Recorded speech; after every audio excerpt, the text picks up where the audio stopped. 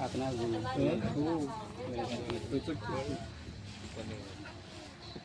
जास्त बोलत नाही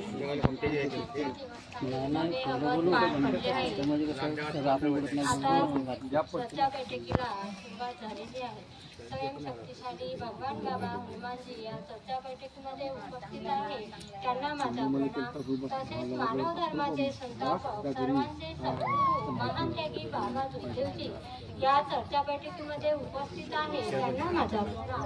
तसेच वेळोवेळी बाबाला साथ देणारी वाराणसी आई या चर्चा बैठकीमध्ये उपस्थित आहे आई यांना माझा प्रणाम।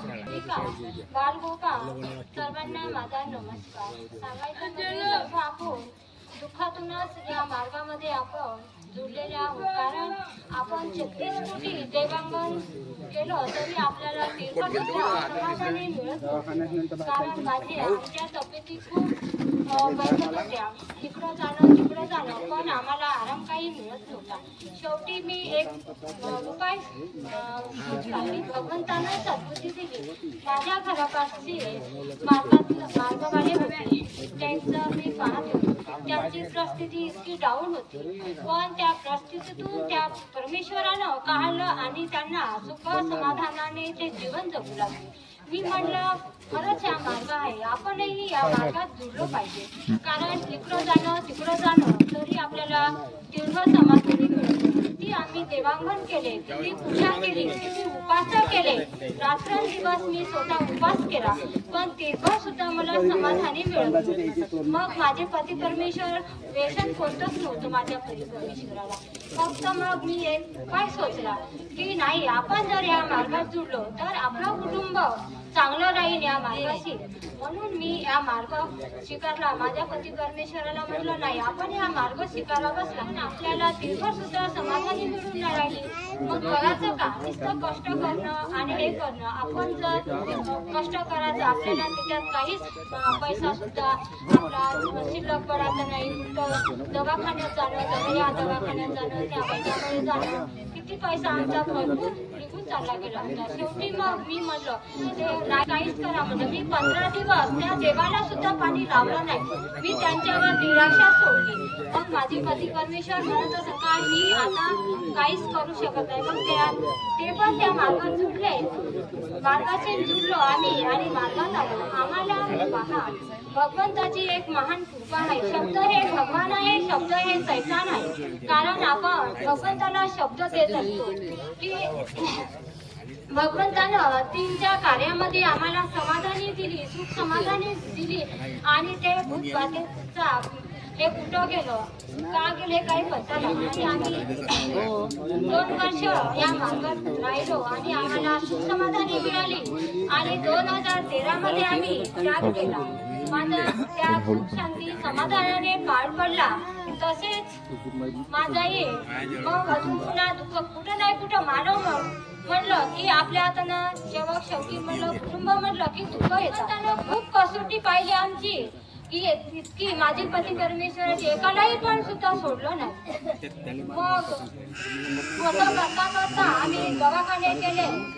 माझ्या मुलीला टीबी सांगितली हे सांगितलं पण माझ्या मुलीची सुद्धा ते गालाचं बसत नव्हतं। मग एक उपाय केल्यानंतर दवाखाना केला। दवाखान्यामध्ये दांडेकडे नेलं त्याने सांगितलं की हे टीबी नाही काही नाही हा पर्स होय म्हणून आम्ही 5 दिवस त्यांनी सिटी स्कॅन करायला सांगितलं। सिटी स्कॅन केला आणि 5 दिवस दवाखान्यात नेलं। पहा ते दुःख सगळं दूर झालं हे झालं कारण आपण मानव म्हणलं का दुःख येतात काही ना काही चुका होतात। मग शेवटी कार्यकर्त्याकडे गेलो।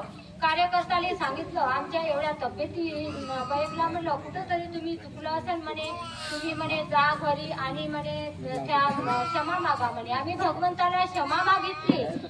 त्यांनी आम्हाला दुःखाचे दूर केले आणि आम्ही 11चा त्याग केला। 11च्या त्याग मध्ये आमचे सुख शांती समाधानाने पार पडले।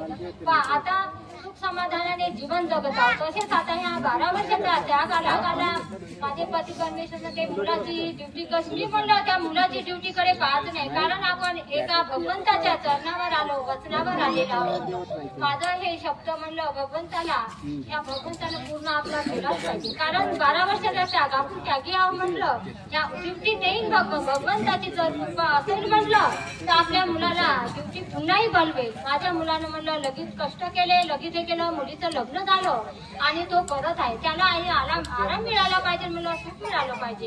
खरंच भगवंताने ही शब्द ऐकला. येत होता हे फोन येत होते, पण मी म्हणलं नाही, माझा पूर्ण त्याग होईपर्यंत माझ्या मुलाला मी पाठवणारच नाही. खरंच हा सुख शांती समाधानाने हा माझा त्याग पार पडला आणि भगवंताच्या कृपेने आता तो योग मिळाला. भगवंतानं योग दिला. माझा मुलगा आता 2 दिवस झाले ड्युटीवर जात आहे. पहा, हे भगवंताची महान कृपा आहे. आपल्याला एक लक्ष, एक चित्त त्या भगवंताकडे द्यावं लागते. मी आपल्या भगवंताकडे लक्ष देतो, आपल्या परिवाराकडे लक्ष देतो, मी आपल्या कामाकडे लक्ष देतो. मी आलतू फालतूकडे मी लक्ष देत नाही कोणाकडे. मला कारण ह्या सोमच चालवायचा आहे आपल्याला. आपण ह्या वचन दिलेलं आहे मरियेचे भगवत नाम पर. मी कोणाच्या गोष्टी करत नाही, मी कोणाच्या ह्याच्यात मी राहत नाही. माझं असं हे आहे भगवंताला की माझ्या परिवाराकडे, माझ्या कामाकडे मी लक्ष देतो. मी आलतू फालतूकडे मी लक्ष देत नाही. मी एवढे बोलून मी आपले 2 शब्द पूर्ण करतो. सर्वांना माझा नमस्कार.